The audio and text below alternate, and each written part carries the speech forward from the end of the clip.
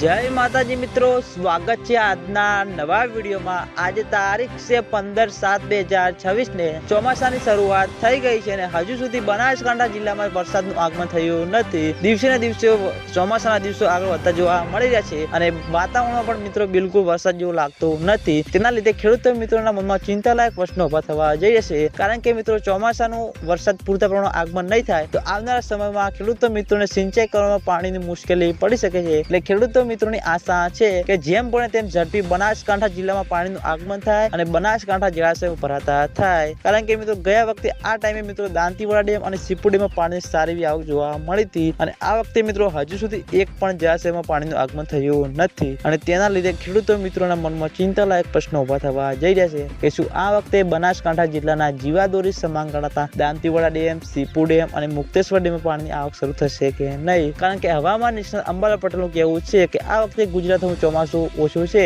તેના લીધે મિત્રો આ વખતે મિત્રો થોડી મુશ્કેલી પડે તેવું છે।